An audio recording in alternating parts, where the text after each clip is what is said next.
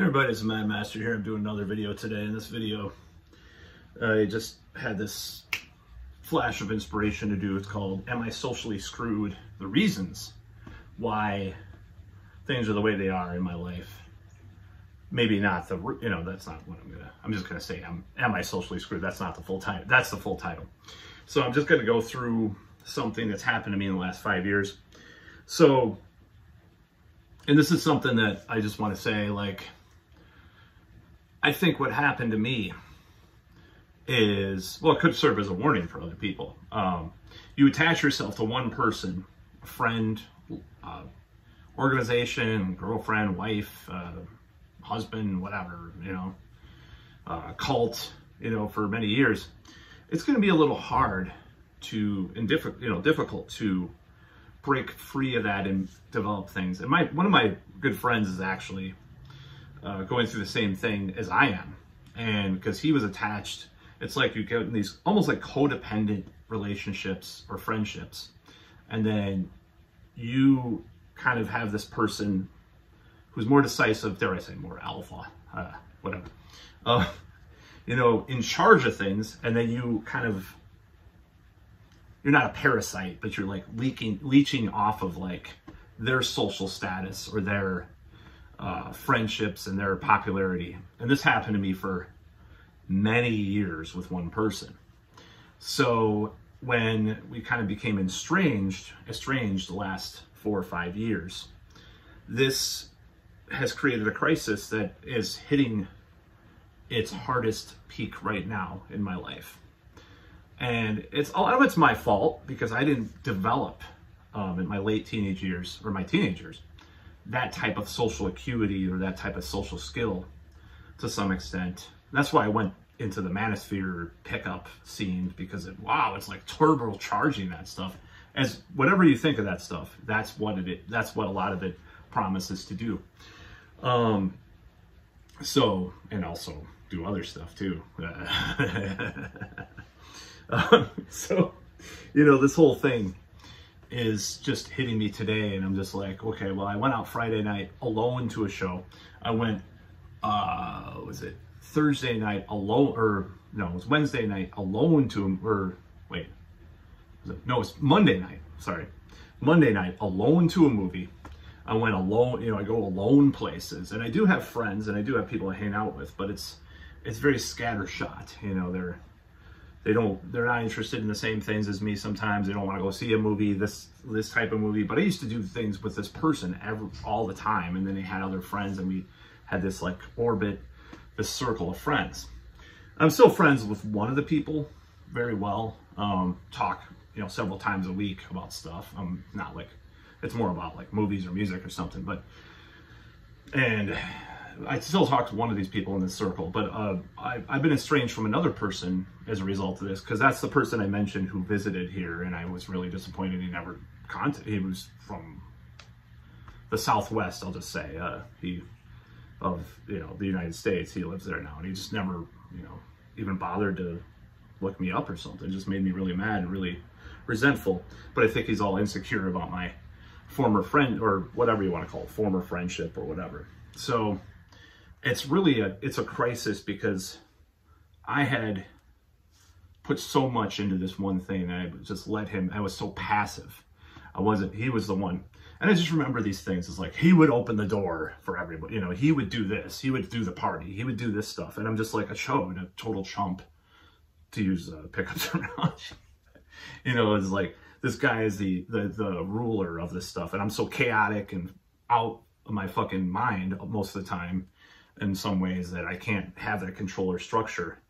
Or I'm not going to say I can't, but I've never developed that skill to have that. Like, oh, let's do this. Let's go do this. Oh, I'm going to drive here. I'll drive. The guy always drove too. In fact, he gave me a lot of rides. Like, all the karma that I have giving this one of these other people a ride all the time. It's kind of like, well, I haven't paid back the karma for my friend giving me a ride for all those years before I had a car and stuff. So it's really hard.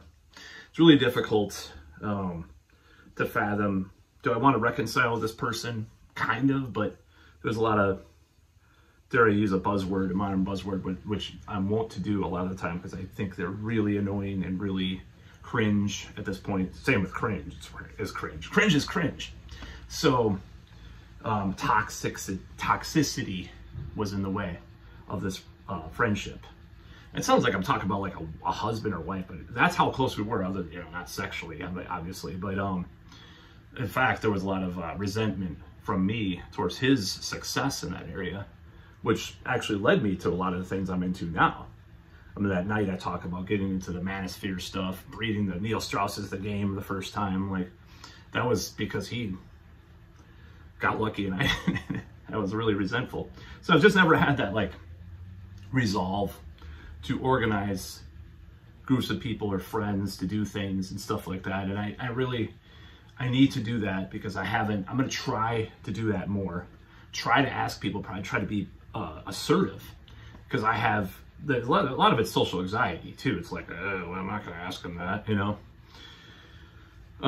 So a lot of that's because of social anxiety, and I never got past it because I was depending on this person to do it all the time and have all these types of, you know, this type of attitude. And I'm really denigrating myself by doing this video, but I don't care. This is the truth. This is the Beelzebub's honest truth. Just kidding. I'm too much merciful fate lately, by the way. Astaroth's honest truth, God's honest truth, whatever you want to call it. Anyway, that's a D&D demon as well, Astaroth. Anyways, I remember that name. So this whole notion that, you know, having this codependency of having this person like basically being the catalyst for much of what you do. Now I was starting to get away from that too. You know, it's like probably around 2009 I started to make a lot more friends. I made like 7 friends. I've lost a couple of them, you know, as far as like not being friends with them anymore, but I made like 7 or 8 friends, and things started to like splinter between me and that friendship, you know, that I'm referring to in this video. And it was like there was these 2 paths that were going, and I felt like, and I haven't really succeeded with some of this path like I wanted to, you know, in some ways, obviously for various reasons. But it was going a different direction. I was going out to like clubs with a lot of younger people, you know, and all these places these people, you know, the friend and his close friends would never do, you know. It was creating a little more resentment, and then I started to get actual, this sounds a little insane, because it's not insane. I mean, it's just like, it's different because everything was connected. Either I was set up by like him or family members to women that I would date. The first 2 women I dated, in fact, was a family member and then a friend, him, that set me up with this other girl. And then I was starting to get out of that because I was meeting, you know, women on Plenty of Fish and stuff, and going out to clubs and stuff. So that was 2009. So I really stagnated in that. I never went the full force, and I hit a wall for various reasons. You know, I talk about it in previous videos. There's certain reasons that I wouldn't have wanted to pursue that because there was some stuff going on health-wise that you could probably look up in my videos.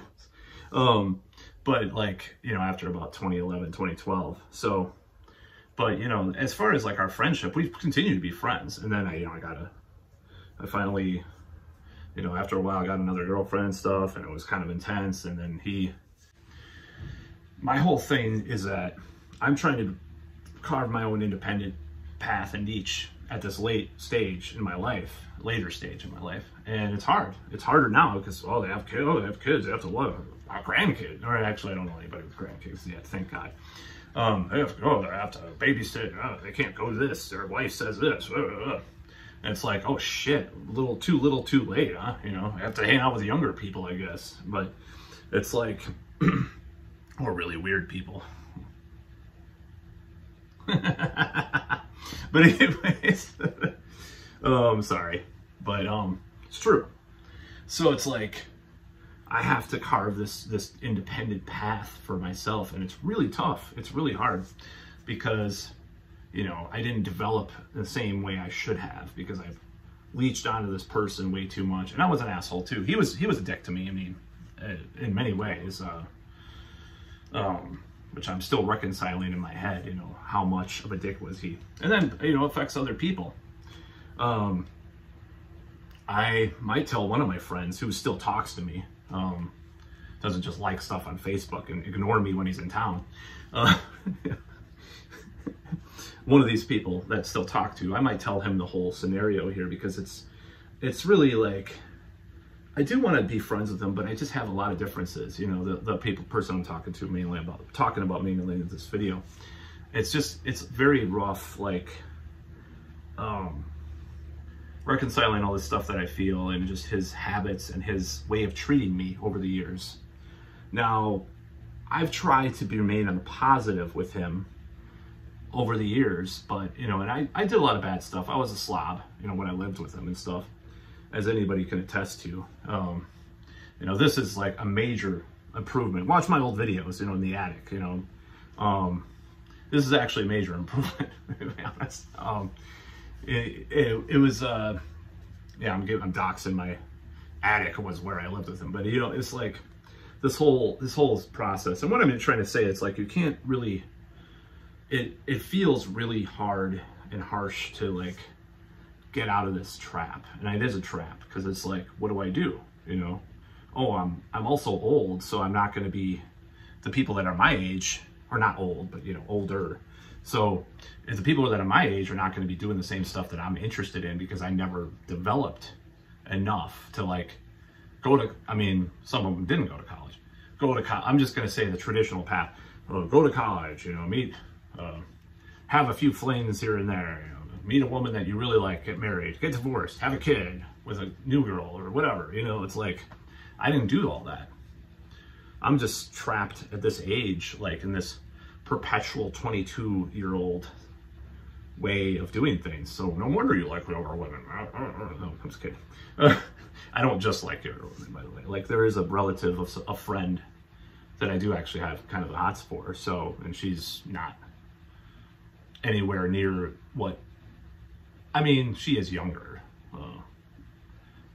Some people would say she's quite a bit younger, but she's not like young, you know what I mean? Oh, you just like young girls. Well, that's not true. So anyways, but it's really strange doing these videos. I don't know, you know, who watches these and shit, and, you know, if they're gonna go back to them and stuff. It's like, fuck, you know, I'm really disappointed and devastated and depressed about this whole thing, because it's been affecting me, and the only thing I can do is respond by really trying to get shit together in my life and my social being. You know, I'm playing shows with the cover band that I'm in, trying to get my other band together. I'm trying to get some other things together that are going to probably be very interesting if they do get together, by the way, too. I'm not going to talk about it here, but maybe it might be interesting to have different types of groups that I get together to do things. But I've been really trapped, and then, you know, I get lazy and then hermit-like, as I call it, you know, and want to stay home and don't want to go out and venture outdoors because of my misanthropy or my insecurity or whatever you want to call it. So it's really hard at this point. But I'm just saying, like, it's to carve this independent niche for myself, because this person was in charge of a lot of stuff, and I was kind of his. It's like Batman and Robin. I'm Robin, you know, and like, and it kind of sucks because I was Robin, you know, I feel like that was the dynamic in a certain way. I'm like, oh yeah, I'm just fucking Robin, man. I'm just tagging along. I was a tag-along person, you know, for many years. Oh, I'm gonna go to the show, and I stopped doing that, you know, after a while, because I did want to carve. I think the urge was there for years to carve this independent niche from myself and this independent thing, but I didn't know how to do it. So I got really in a state of I became very static. So I didn't go out a lot, and there was other reasons for that too. So, and then he thought, you know, I just didn't want to go out at all and stuff, and it's not true, but, you know, and then I wouldn't want to go to these shows and stuff, these concerts around here, because, I mean, it's harder to develop certain things when there's blasting music, you know. And so I said, well, just in case I decide to go out there and do this, I'd rather go to these places on this limited range. I don't know. it's very hard to explain all this stuff, but I feel like I threw away a lot by not talking to this person for so long, or having these weird stilted things after a while, because he did apologize to me for what he did when I moved out, but is it enough? I don't know. It's just like, you continue to just, I mean, people can't change. People don't change.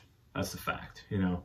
So this undercutting thing, I feel like it did undercut me and doubt my opinions and stuff a lot of the time. And especially towards the end, it got really bad. As we were going through the crisis of the last 5 years, four and a half years now, you know, he really got, you know, I got really under his skin at that point. And I feel bad about it in some ways, but at the same time, he treated me really badly at the end. And I feel like in some ways, at least in like a psychological way. Now, it doesn't mean that he wasn't like nice by having him live with him, or, you know, would help me out with certain things or stuff like that. But like, that's why I feel like I have to carve this independent path. And it's really hard because it's like, I didn't learn how to do certain things because I was so joined at the hip with him, which is really strange to say, but it's true. And not only socially, but it's like basic stuff, like, you know, and I'm not saying like he helped like fix my car or anything like that. He didn't really do that much of that, but, you know, just certain things that I never developed fully as a person. And right now I really want to develop fully as a person. And that's the thing. Like, and, you know, when I heard that rattling that someone mentioned in the comments about from my car, I'm like, holy shit, I'm gonna have to pull out more money from my 401k because I fucked myself financially. And it's just all really depressing and fucked up, and I feel really bad about it, but I'm gonna have to do it. Plus I want to get this pedal for my guitar so I can do these shows better. Like, switch between tunings and stuff. But anyways, oh God, it's just such a mess. And my job doesn't pay me enough in some ways. I'm gonna be paying $1,000 a month for rent, and then hundreds of dollars for student loans. It's just a mess. And I feel like part of that is because I did not develop myself fully as I should have, because I was so joined at the hip with this person that was in control in some ways of my life. In some ways he was. And he was my best friend and stuff, but it's just like, and you know, things, like I said, 2009 was kind of splitting off a little bit more, because I was going out without him for the first time in many years, you know. And my friend who didn't come visit me may have some resentment towards me because of all this stuff, but it's like he worships it. I mean, I feel like he worships him. He used to worship me too, like I'm the second in command or something. It's like, I feel like there's this weird dynamic, like, oh, it's so cool. It's like, well, shouldn't worship or idolize anybody or let them, you know, defy you. You know, maybe I did that in a subtle way too, you know, in certain ways. And maybe I thought I was better than him in some ways, you know. I just thought, I mean, I don't think I'm better than anybody else, by the way. I don't really believe in that, or I'm trying not to believe in that concept. Now, politically, sometimes I am, but sometimes I believe that. But, you know, everything else, I don't know. You know, I used to call myself a genius, you know, and he got pissed off because he's insecure about his intelligence and stuff. And it's like, I'm a genius, you know. If I was a genius, I wouldn't be, I mean, this is a nice apartment, but I wouldn't be, you know, paying rent to someone for an apartment if I was a genius, you know, really in the way that people should use the term, in my opinion. But American success, you know, capitalism, I don't know. You know, I don't know what to say about that. You know, I don't really care about measuring things in that way anymore, you know. So I don't really consider myself a genius. Even musically, people have said, you know, comments about my music and stuff. I'm like, what has it gotten me? You know, I measure things from where they gotten me. You know, if they gotten me, you know, laid, paid, or in the shade. No, I'm just kidding. If they have, then, oh yeah, that's cool, you know. But they really haven't gotten me anywhere. I'm a loser. I am a loser. So part of that is because I was so conjoined with this person, and there's a lot of dynamics and kind of a, I mean, I would say maybe it was codependent in some ways, you know, this friendship. So, but I am a loser. I admit it, from the world's definition, and especially this town, like where it's like big tech, you know, taking over, and like $100,000 wages a year and stuff and popularity and stuff, but I don't care because I'm going to pursue my goals. I'm going to do what I love doing. I'm going to try to get better at things. And maybe if I work really hard, you know, get, you know, maybe half-ass way there, because that's what happens usually with me. Because if I work like my ass off and stuff, I usually get somewhere. Of course, it's not where other people are, but I'm not Dave Mustaine. I'm not going to sit here and say, I'm not Metallica, I'm not Metallica, I'm not Metallica. You know, it's like, fuck that shit. I'm going to be happy with what I can get from hard work. You know, that's what I should. You know, when I had, you know, so used to spend hours on Plenty of Fish every day, and I got a pretty cool girlfriend from it. You know, it's like, I mean, am I going to complain? I mean, I did complain because I always do, but, you know, I think my main thing is my philosophical achievement for self-actualization is to have me approach someone alone in real life, a stranger, and get that as a girlfriend. That would be like the ultimate high goal that I have in my head, not getting girls from online all the time.